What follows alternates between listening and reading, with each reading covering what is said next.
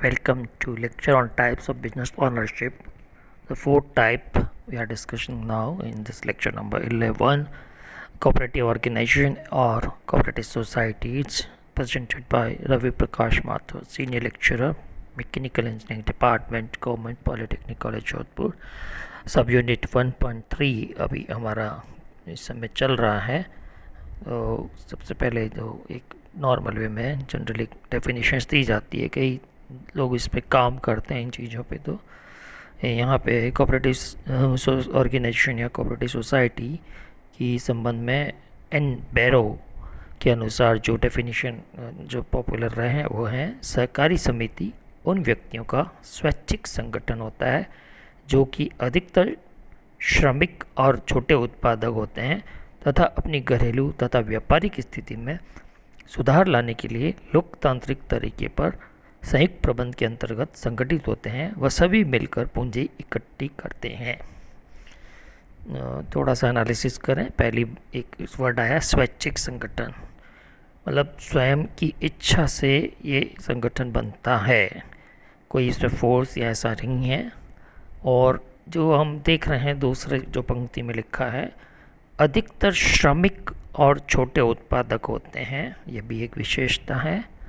अपनी घरेलू तथा व्यापारिक स्थिति में सुधार लाने के लिए, व्यापारिक भी है और घरेलू भी है, दोनों में सुधार लाने के पॉइंट ऑफ व्यू से लोकतांत्रिक डेमोक्रेटिक तरीके से एक जॉइंट मैनेजमेंट के अंतर्गत सम्मिलित होते हैं और मिलकर पूंजी एकत्रित करते हैं. सहकारी संगठन अपने सदस्यों की सेवा करने के अभिप्राय से बनाए जाते हैं. समाज में जो लोग अपने आप को कमज़ोर महसूस करते हैं वे अपनी स्वयं की रक्षा के लिए इस तरह का संगठन बना सकते हैं और उनके सदस्य बनकर अपने आप को आधुनिक उत्पादन एवं वितरण के साधनों से होने वाले शोषण से बचा सकते हैं. विशेषताएं: यह एक स्वैच्छिक संगठन है, वॉलंटरीली ऑर्गेनाइजेशन है. सदस्य जब चाहे सदस्यता में रह सकता है तथा जब चाहे अपना अंश हटाकर सदस्यता छोड़ सकता है. सेकंड, इसकी विशेषता देखें, सदस्यता की कोई सीमा नहीं होती है, संख्या की यानी कि कोई सीमा नहीं. सामान्यतः अंश का मान, शेयर्स जो हैं वो 1 रुपये से लेकर 10 रुपये तक होते हैं. इस प्रकार अंश का मान कम होने से अधिक सदस्य बन सकते हैं क्योंकि गरीब भी इतनी कम रकम जो है वो जमा करा सकता है. इनका प्रबंधकीय मंडल लोकतांत्रिक समानता के आधार पर चुना जाता है. प्रत्येक सदस्य को 1 वोट का अधिकार होता है, चाहे उसकी कितने ही अंश हो. ये सोचने की बात है. अब पैसा कोई ज़्यादा लगा दे तो वो सोचे कि मैं इसमें मेरा इस पे वोटिंग का यहाँ इसका ज़्यादा उस पैसे लगाने के प्रोपोर्शन में अधिकार होगा, ऐसा नहीं है. मुख्य नीतियाँ तय करने के लिए सदस्यों की बैठक बुलाई जाती है और उनको कार्यान्वित करने का उत्तरदायित्व प्रबंधन समिति पर है. समिति अपना पंजीकरण भी करवा सकती है. इसका रजिस्ट्रेशन सहकारी संस्थाओं के रजिस्ट्रार के यहाँ होता है. पंजीकृत समिति का लाभ यह है कि उसको सरकार की तरफ से सुविधाएं मिलती है, जैसे आयकर व स्टाम्प ड्यूटी से मुक्ति, ऋण सुविधा आदि. सहकारी समितियों के प्रकार, वो बहुत अलग अलग उद्देश्यों से जो बनाई जाती है, उनके अलग अलग प्रकार सामने आ सकते हैं. सबसे प्रथम जो डिस्कस किया जा रहा है, उत्पादक सहकारी समिति. वस्तुओं के निर्माण के लिए व्यक्तियों के संगठन द्वारा बनाई जाने वाली समिति. यह उस स्थान पर उचित रहती है जहाँ पर न तो अधिक पूंजी की आवश्यकता हो और न ही अधिक तकनीकी ज्ञान की. इसमें होने वाले लाभ पूंजीपतियों के पास जाने से बचता है. यद्यपि यह औद्योगिक उत्पादन का लोकतांत्रिक प्रबंध है, परंतु यह दुर्भाग्यवश बाद में ज़्यादा सफल नहीं हो पाई है. उपभोक्ता सहकारी समिति काफ़ी ज़्यादा पॉपुलर रहती है, देखने में काफ़ी आती है. यह समिति अधिक लोकप्रिय है. इसका उद्देश्य निर्माणकर्ता से मैन्युफैक्चरर से सीधा माल खरीद कर सदस्यों तथा उपभोक्ताओं तक उचित मूल्य में पहुंचाना है. इस प्रकार से इस समिति के माध्यम से जो मिडिलमैन है, बिचौलिए जो हैं, उनका विलोपन हो जाता है, जिससे इसका लाभ सदस्यों को बच जाता है. सहकारी समिति द्वारा उचित व कम मूल्य पर वस्तुएं उपलब्ध कराने के लिए शहरों में सुपरमार्केट, सहकारी बाजार खोले गए हैं। इन्हें प्रारंभ में काफ़ी सफलता मिली, लेकिन बाद में कुप्रबंधन, भ्रष्टाचार व अनुभव की कमी के कारण इस प्रकार के बाजार अधिकतर शहरों में संतोषप्रद कार्य नहीं कर पाए। गृह निर्माण सहकारी समिति, हाउसिंग कोऑपरेटिव सोसाइटी, यह सीमित सदस्यों जिनको भूखंड तथा मकान की आवश्यकता है उपलब्ध कराने हेतु बनाई जाती है। इन कार्यों के लिए सरकार ने कई सुविधाएं प्रदान कर रखी है। ऋणदाता सहकारी समिति, कोऑपरेटिव क्रेडिट सोसाइटी, इसका उद्देश्य गरीब व मध्यम वर्ग के व्यक्तियों को आर्थिक सहायता ऋण देने के रूप में है, ताकि वे उस राशि को किसी ऐसे काम में लगा सकें जो कि उनके लिए लाभदायक हो। इससे ऋण ब्याज की दर पर, इसमें ऋण जो है ब्याज की दर पर दिया जाता है। सहकारी कृषि, कोऑपरेटिव फार्मिंग, इसका उद्देश्य कृषकों के समूह द्वारा सहकारी समिति बनाकर कृषि योग्य भूमि का आकार बढ़ाना है।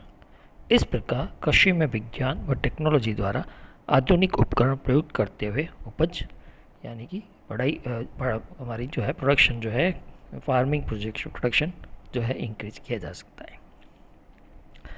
सहकारी समितियों के लाभ, यह उत्पाद सस्ता बेचती हैं क्योंकि इसमें विज्ञापन आदि का कोई खर्चा नहीं करना पड़ता है।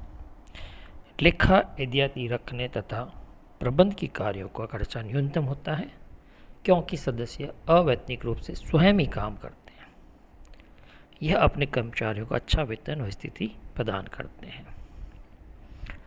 कोऑपरेटिव सोसाइटी का अगला चौथा लाभ हम देखें, यह क्योंकि सामुदायिक सेवा के लिए है, अतः इसमें लाभ, कालाबाजारी तथा जमाखोरी जैसी बुराइयां नहीं होती। पांचवा देखें लाभ हम, जब इसमें खरीद सीधे उत्पादकों से होती है, अतः बिचौले का लाभ कम हो जाता है। सिक्स्थ अगर लाभ देखें, यह भारतीय कृषकों की समस्याओं में सुधार हेतु उचित है ताकि उन्हें भंडारण, वेयर हाउसिंग, ऋण, मैकेनाइज्ड फार्मिंग आदि की सुविधाएं प्राप्त हो सके।